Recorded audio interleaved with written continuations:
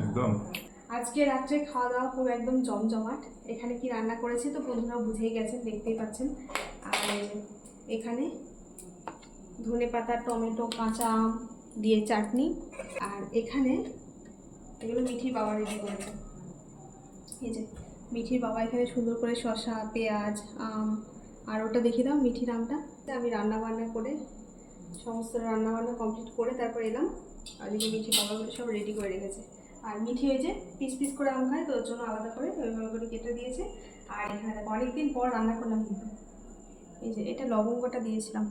তার এই যে বিরিয়ানি, কি বিরিয়ানি হয়েছে দেখাচ্ছি দাঁড়াও। কি এবং কি গন্ধটা দেখেছো? সুন্দর গন্ধ। সিল করলে না মনে হয় আরো যেন ভালো হয়।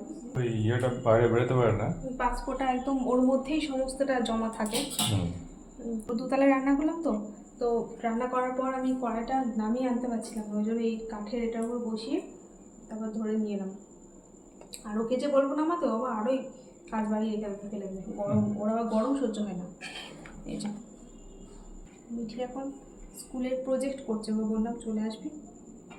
এটা না একদম মুখে মুখে লেগেছে, আমি আর বড় বাটিটা বের করতে চাই না। একটু তুলে নিলে আর অসুবিধা হবে না। এই যে আগে তোমারটাতেই বেড়ে নি, বুঝলি? একটাতে বেড়ে নিলে একটু আমার সুবিধা হবে, তুলে নিই। এই মুখে মুখে হয়ে গেলে না বাড়াটাই সমস্যা হয়ে যায়।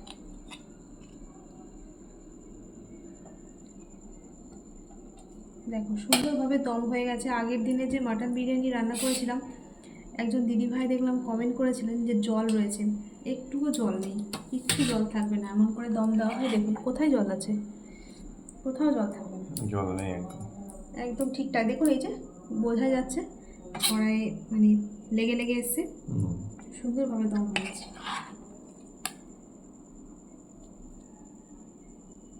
কালারটা কেমন এসছে গো? দারুণ কালার এসছে। দুটো করে আলু দিই, ওর জন্য বাড়তে অসুবিধা হচ্ছে। চামচটা দিচ্ছি, ওই জন্য বড় জায়গা লাগবে। বড় জায়গায় মাছ মাজাটাই তো সমস্যা না। আর একটুখানি বড় লাগবে, একটুখানি বড়, সেরকম বড় নেই আবার কড়াইয়ের থেকে আর বড় নেই। কড়াই তো হবে না, এরকম জিনিস এর থেকে আর বড় নেই। সেই ডেকচি আছে, হাঁড়ি আছে বিশাল বড় বড়। এবার একটুখানি উল্টে নিলে আর কোনো অসুবিধা হবে না, কিছুটা বেড়ে নিলে ব্যাস। তুমি কি লেগ পিস খাবে? না। এই যে মিঠিটার আমার জন্য দিয়েছি লেগ পিস। এটা বড়, একটা বড় ছিল একটা ছোটো, এটা বড়টা তো, মিঠিকে অবশ্যই বড়টা দেবো। মিঠি তো খাবে না, তো কেন দিচ্ছি। এখানে ঠান্ডা হয়ে গেলে বিরিয়ানি খেতে ভালো লাগে না। তারপর ঢাকাটা নিয়ে আসি। চলে আয় মিঠি, দে চাটনিটাকে দিয়ে দেবো পাতে। পাতা দিয়ে দাও আমাকে।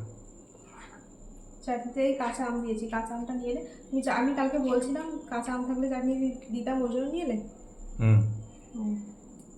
ওই জন্য তো নিয়ে এলাম। তো মনে ছিল, আমি তো ভুলে গেছি। আমি কাঁচা আমটা কি জন্য এনেছে, তার ভাবি যে এটা আছে যখন চাটনিতে দিই, তাহলে ও কালকে বলছিলাম ওই জন্য বোধহয় এনেছে। আর এই যে শসা পেঁয়াজ তুলে তুলে নেবে নাকি? বসো, খেয়ে দেখো খেতে কেমন হয়েছে। গরম, আবার তোমার গরম খেতে ভালো হবে।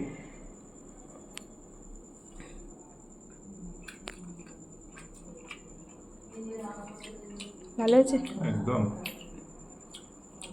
দারুণ। তাই অনেক দিন পর কিন্তু চিকেন বিরিয়ানি করলাম, সে আমাদের বাড়িতে করেছিলাম। চিকেনটা দেখো একদম পুরো সেদ্ধ হয়েছে, খুব ভালো সফট হয়ে গেছে, যেমন সফট তুমি বলো যে এরকম সফট করে রান্না করতে। একদম প্রেশার কুকারে রান্না করছি, তবে এতক্ষণ দমে রান্না হয়েছে না, খুব ভালো হয়েছে।